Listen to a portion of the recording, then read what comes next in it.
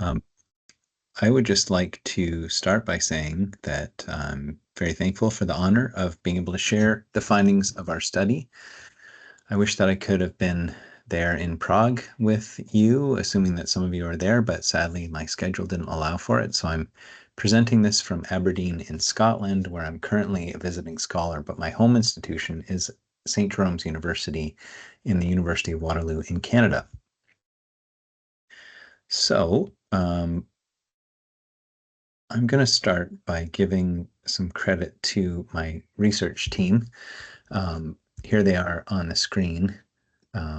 So you can see that the work that I'm presenting to you has been done by a lot more people than just myself.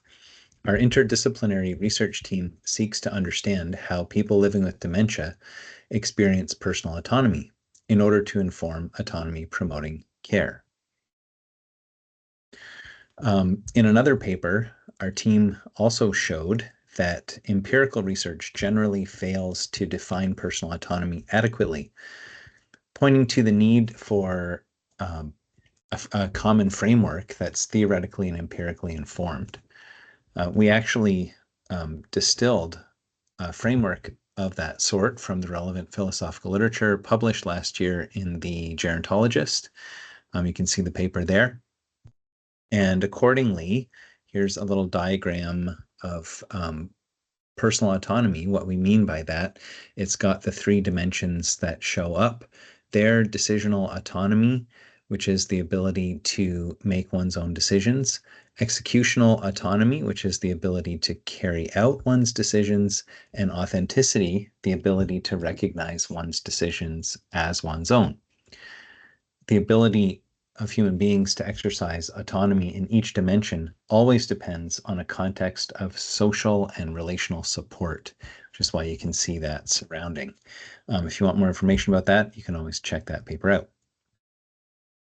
So in the second phase of this project, the first phase was to distill this conceptual framework of personal autonomy.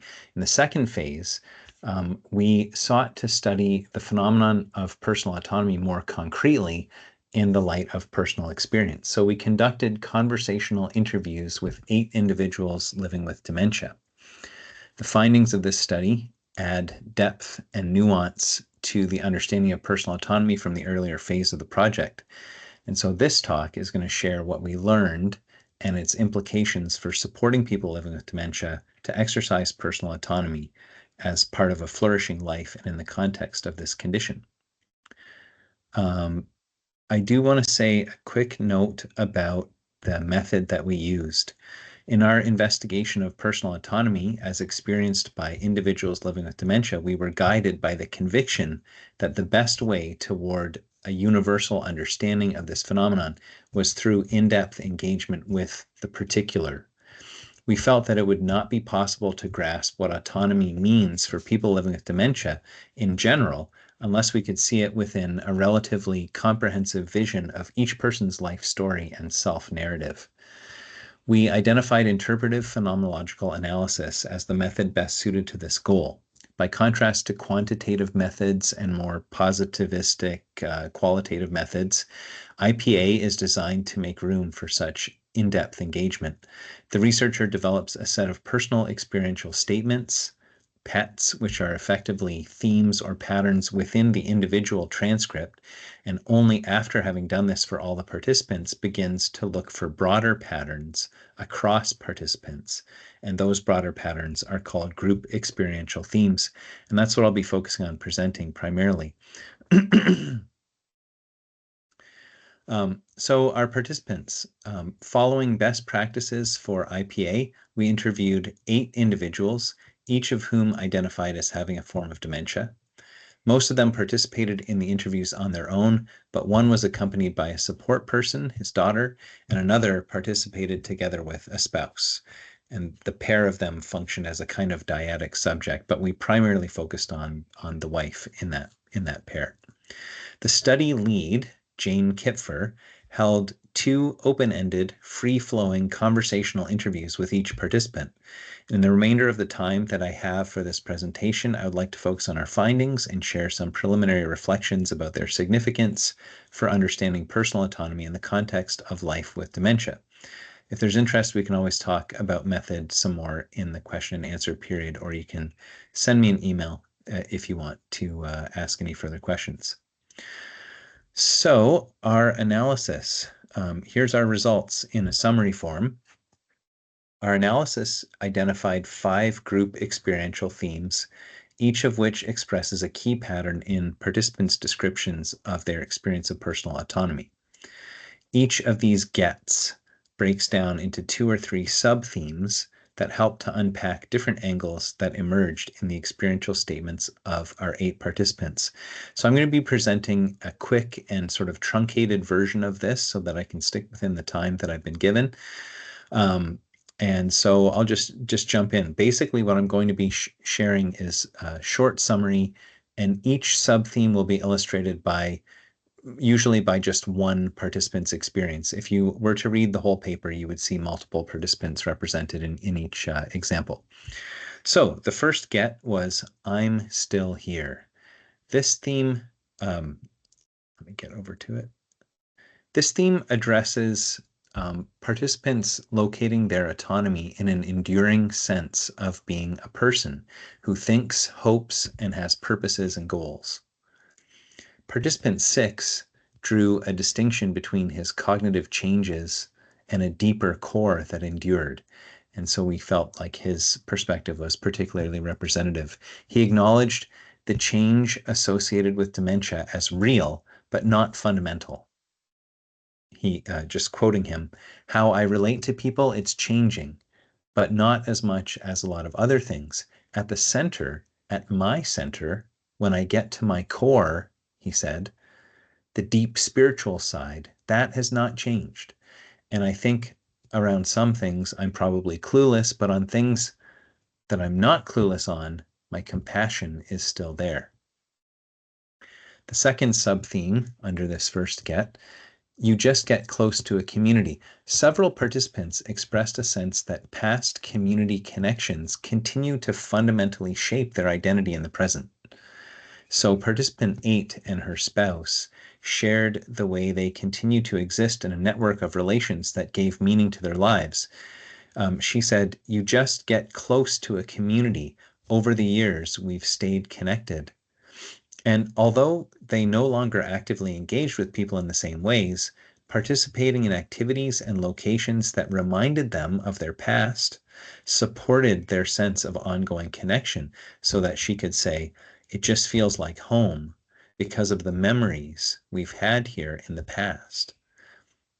For many other participants, telling stories of their past was itself a way that they reaffirmed and sustained their identity. The third sub-theme, I learned to be somewhat accommodating to life change. Participants understood their character, core values, and skills that they continue to exercise as having been shaped by their life experience. They drew on that history as a resource for the present. So participant 3 anchored his identity in his parents and his profession, and saw his own capacity for sound judgment as inherited from his parents. His father was a prominent physician and his mother was a nurse, and also from his own experience in his profession. He said, you learn your ability to make a decision in the right direction. And his acuity in assessing the strengths of his current caregivers, for example, reflected his professional assessments of younger doctors that he had performed in the past. And he frequently appealed to stories from his practice to describe current situations and relationships. So that was our first get, and I'll move on to the second one. So I'm going kind of quickly, but I want to get through all of it. The second group experiential theme is, I don't think I've let it bother me that much. I totally do notice it. This theme captures how participants perceived, made sense of, and lived alongside the symptoms of dementia. It illuminates the lived negotiation between capacity and constraint that sits at the heart of the experience of cognitive change. Participants were realistic about the losses accompanying their condition, but they were able to make life livable regardless. So sub-theme 1, I have to wait for my brain to catch up. Participants varied in how acutely they noticed their symptoms and to what extent they attributed changes in capacity to dementia. Most, however, spoke of clear and sometimes distressing changes. For participant 3, the loss of memory and of the capacity to express himself was acute and hard to bear. He said, "I lost my memory. I mean, I lost my good memory." And that's been very, very hard to hold on to. He described his thinking as repeatedly interrupted. He said, "My brain just stops me from talking." And he used vivid images like, "I have a blank brain and my brain has run out of gas." Subtheme 2, I'm not going to sit in my room and cry unless I absolutely have to. Participants exhibited a wide emotional range in relation to their diagnosis. For participant 2, acceptance of her condition was complicated by a felt mismatch between the diagnosis and her own experience. She knew that tests had indicated dementia, but she didn't feel sick or meaningfully different. In her words, "I'm not whirling around and crying and falling all over." This gap left her uncertain about whether the condition was real, and she pressed for evidence that she could recognize. She said, "So I'd like to know, who said there was dementia? And where is it? Show it to me." Subtheme 3 is entitled, I make a joke about it more often than I would be concerned.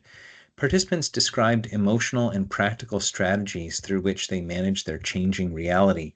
Participant 1, for example, offered a strategy of release that she described as follows: "You cry really hard and just relax and put your head down and think about it. And when you wake up, don't worry about it." But several other participants used humor as a coping strategy that was key to dealing with their condition. In a kind of representative statement, participant 5 indicated that dementia happens to a lot of people anyway, so I make a joke about it more often than I would be concerned. So that was how participants interacted with their condition and experience of dementia. Group experiential theme number 3, life is good and simple. This third theme describes a felt simplification and lightening of life, fewer pressures, less to decide, and a contentment that several participants experienced as freedom, alongside a longing for small pleasures. It reframes autonomy in a striking way. With fewer demands, decisional autonomy is exercised across fewer life domains, and for some, this was felt not as a loss, but as a kind of liberation. So subtheme 1, a lot of times it's relinquishing things. Participants spoke of letting go as wise adaptation to changing circumstances. Participant 6 articulated this most fully, describing relinquishment as relief from cognitive burden.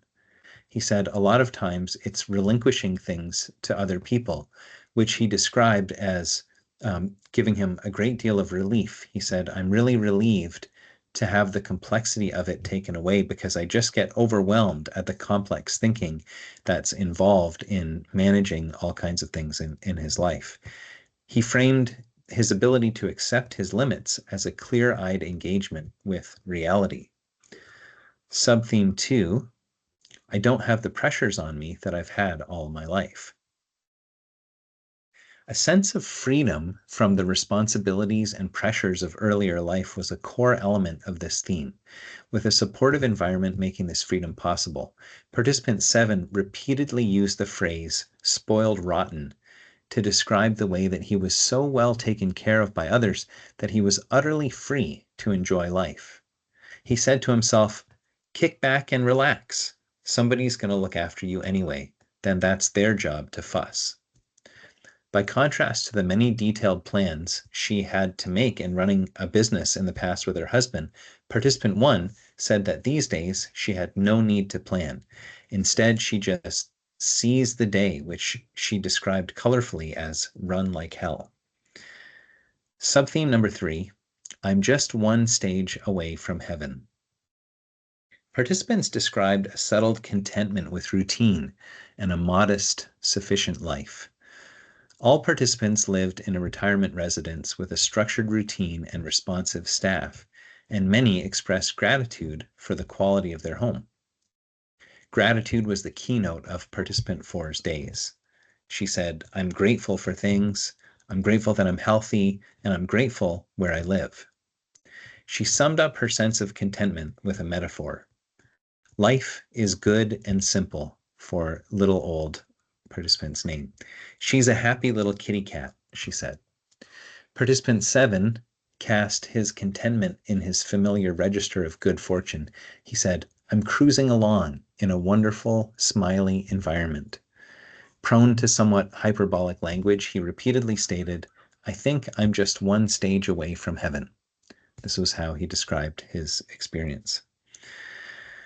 So that was number 3, or get C, on to the fourth, get D. This one's entitled, again, these are all in the words of our participants, I can still do things well because I've got so many wonderful people helping me. This theme captures how participants continue to exercise autonomy, both decisional, deliberating and forming intentions, and executional, translating decisions into action. They increasingly did so through relationships. Participants described a range of supportive relational arrangements, from simple consultation to complete deferral to others. Although authenticity is potentially at risk in deferral, participants generally understood these ways of involving others in making and executing decisions as authentic expressions of personal autonomy. Subtheme number 1, I'm my own boss, I say. Participants had a clear sense of continuing to make their own decisions, even while acknowledging that they were substantially supported in many ways. Participant 4 asserted that she was self-sufficient and self-reliant in relation to mundane daily decisions like going for a walk, doing her laundry, and getting dressed. Participant 5 expressed a general authorship over her choices. She said, I don't think anybody makes my decisions. I'm the one that's making the decisions. And she added, I'm my own boss, I say. Subtheme 2. Number 1, you need the truth. Alongside these statements of independence that we just talked about, participants described a profound involvement of others in their making and carrying out decisions. When involving others, participants exercised autonomy through careful discernment. Key factors included trust, reliability, and being known and listened to. Participant 3 placed truth and trustworthiness at the foundation. He said, number 1, you need the truth, bar none. He admired his caregiver's character and abilities, and he added, they're very good people. I'm lucky to have them. Subtheme number 3. My decision was to go along with their decision. With changing capacities, agency is exercised within limits. The decision to move into assisted living was particularly significant. Participants often chose to go along with the decisions that others were making for the sake of relationship.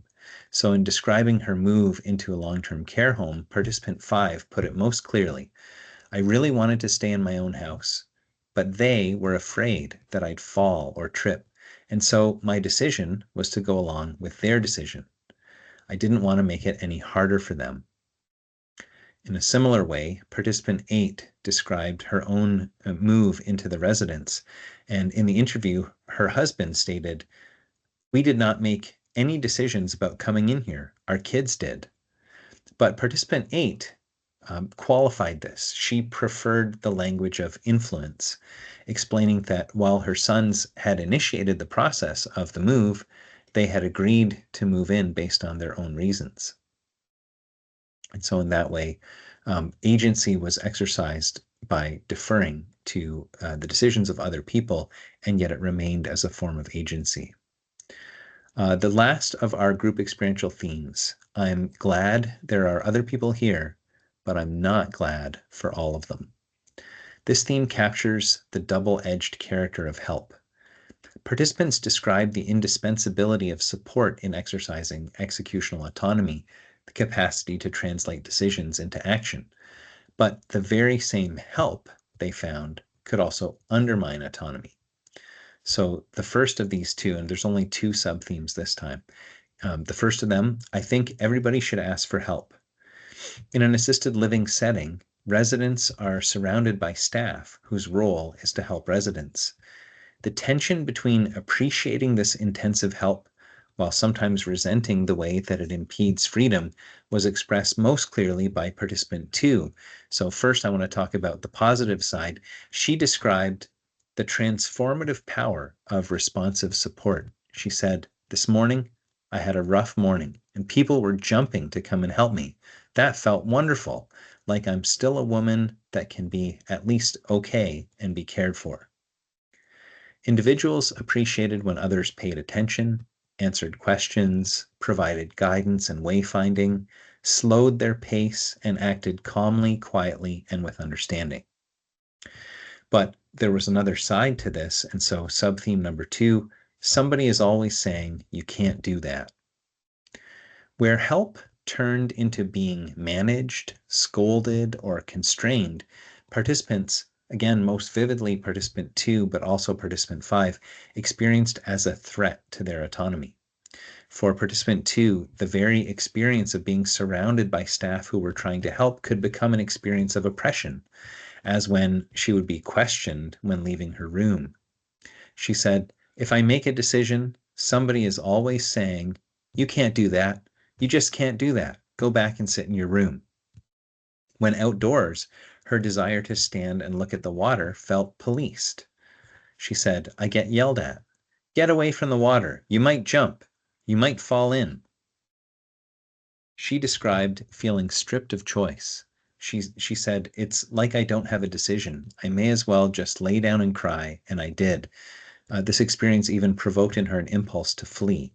She said, "Sometimes I honestly want to run." So that was, and I see that I didn't advance the slide here, but there's get number E, which I've been talking about in a summary form. And that sums up my sharing of our findings. So what I will do in the little bit of time that I have left is briefly discuss what we see so far as the significance of our findings, and we're still working on this. So I'd love to hear your thoughts. The words of our participants and the lived experience that they express contradict several common attitudes toward life with dementia that are afloat within our culture. Contrary to the idea that individuals living with dementia are no longer themselves, that they have undergone biographical death, if not physical death, or sometimes people say only a shell of the person remains. In contrast to all of that, our participants experienced a strong continuity of self in spite of living with symptoms of dementia. Their rootedness via memory in past experiences, communities, and relationships provided them with powerful resources to sustain their present identity, a finding that's somewhat ironic given the association of dementia with memory loss. Several participants challenged the usefulness of the label of dementia, resisting the cultural trope of the dementia sufferer as completely incompetent. In light of her sense of well-being, one participant even suggested that we should go to the media and inform them that dementia is not a real condition. The individuals in our study continued to experience themselves as autonomous individuals capable of making decisions and carrying them out. Due to their cognitive and practical limitations, they required help from others in various ways, from reminders about appointments to assistance with transportation to emotional support and a listening ear. But depending on others to exercise autonomy is not something unique to people living with dementia.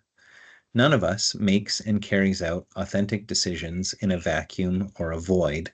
We all exist in an extremely complex web of social interconnections, without which none of the 3 dimensions of personal autonomy would be remotely possible for any of us.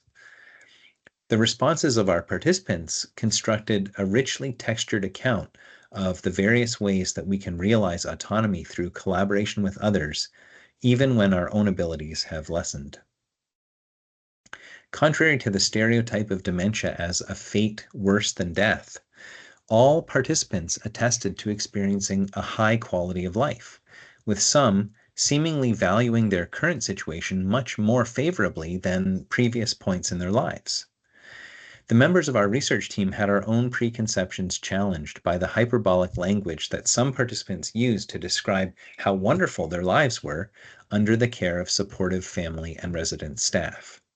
Rather than resenting what they had lost, they found a profound contentment in what was available to them and simple joys of many kinds. Somewhat paradoxically, they experienced a reduced scope of decision-making and increased deferral to others as a form of freedom that contributed to enjoyment of life. In this, participants were not naive. They understood the importance of ensuring that those involved in their decision-making process were competent and were acting according to their best interests. And some shared ways in which the intended help of others at times strongly countered their agency, provoking them to withdraw or want to run away. But these feelings were accompanied by understanding and sincere appreciation for the benefits of this help. The double edge of help points to the importance of a responsive and collaborative relationship with appointed decision makers who check in frequently with the individual to make sure that decisions continue to be carried out in a manner consistent with their values and goals. Our participants have each been adapting to the changes that they're experiencing with more acceptance than upset. It helps when others in their lives also gradually adapt and through paying attention can understand and support effectively with empathy for their experience. Being humbled is something that we can, with some work, accept. Being humiliated is not. Participants spoke warmly of help that affirmed them as capable people still worth caring for. So just a final slide here, limitations of our study.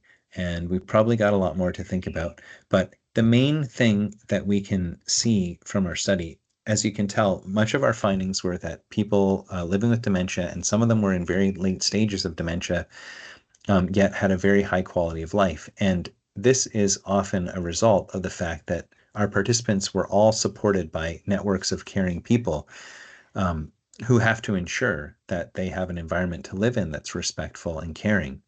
Their lives were generally comfortable and well managed, enabling them to be free of worry. This is obviously not the case for everyone living with dementia. Our sample was also small. It was fairly homogeneous in terms of ethnicity and sort of lifestyle economic status. So the findings of our study can't be generalized to all people living with dementia. However, it does show that for many people with the right kind of support, dementia does not need to be experienced as something that drastically undermines or destroys the ability to exercise autonomy. Quite the contrary. And so this suggests, along with the findings of others like Tom Kitwood in the past or Stephen Sabat, that a lot of what's going on in dementia is determined by the quality of the care that's provided and the relational support, rather than being a sort of necessary outcome of the condition itself. And so with that, I'm going to conclude. Thank you for listening to my talk. And if you do end up watching this through the video, I hope you can find me through my email address. I'm at St. Jerome's University and the University of Waterloo, and I would be very happy to get questions from any of you. So that is it for me. I'm going to end recording now.